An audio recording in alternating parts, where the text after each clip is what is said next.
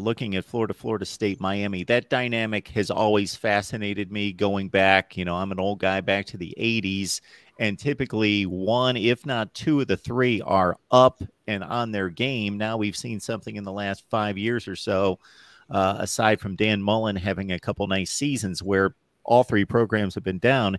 And I got to say, even during the off season, depending on who's seems to have the edge in recruiting, which of course Mario Cristobal had a big class, and then depending on what's going on the field during the actual season, this has been a shell game in regards to who seems to have the trajectory pointing up. Now it's definitely Florida State, Miami from a recruiting standpoint, Florida somewhere in the middle.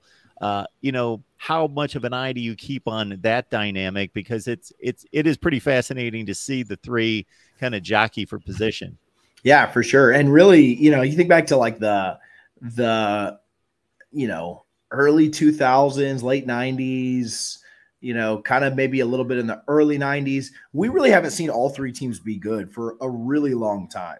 Yeah. And like consistently good. Like, early 2000s, Florida kind of took a little dip after they won in 96, and Florida State rose up, and Miami was kind of down in the 90s, but then they were good in the 80s. So anyway, 2013, Florida State was good. Right before that, Florida was good. Miami really hasn't been relevant since. So yeah, I think Florida State's kind of your top dog right now. But with Miami and Florida, they both pulled in pretty respectable classes. Miami's really good, and Florida, top 12-ish, which is better than Florida State's. And so I think that you're always seeing that kind of shuffle.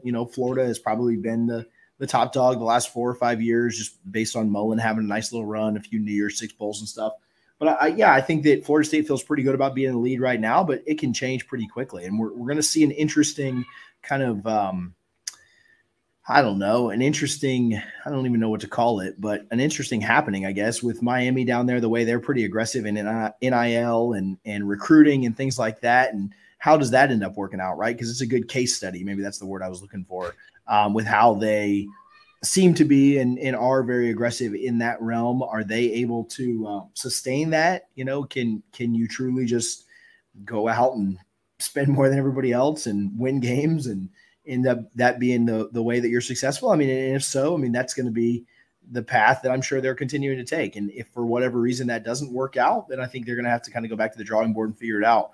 I think that Florida State fans are pretty happy with the way that Norvell has built it. I think that it's taken a couple of years, and this is truly what a rebuild is. I think it's going to take Napier and Cristobal a year or two to kind of get their footing and get things kind of figured out there, because they didn't walk into perfect situations either.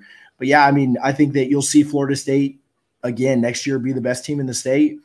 And then 2024 is wide open, because then, the recruiting classes that we're talking about now will have been in for 2 or 3 years, and they'll be the difference makers. But yeah, I think Florida State fans, Florida fans, and Miami fans always all kind of keep their head on a swivel to see what the rivals are doing, because they know, man, it doesn't take long for it to flip, for sure. Florida State won 7 in a row against Miami, and they won 6 out of 7 against Florida while Jimbo was here. And then after that, I think this was the first year since 2016 that we had beaten both rivals in a year. So it can definitely change quickly.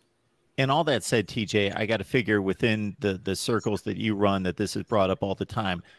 Who is the bigger rival, the most hated rival of the two? What are the dynamics of the two rivals in regards to the rivalries and how they differ?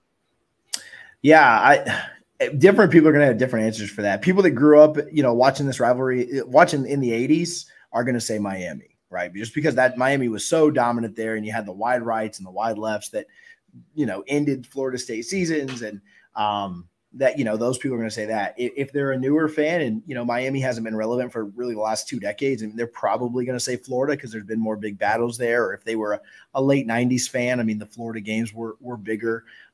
Regionally matters, right? Like if you live in Tallahassee, you probably have more people that you've run into. In Gainesville, if you're from the central to southern part of the state, you're probably going to say Miami, just because of,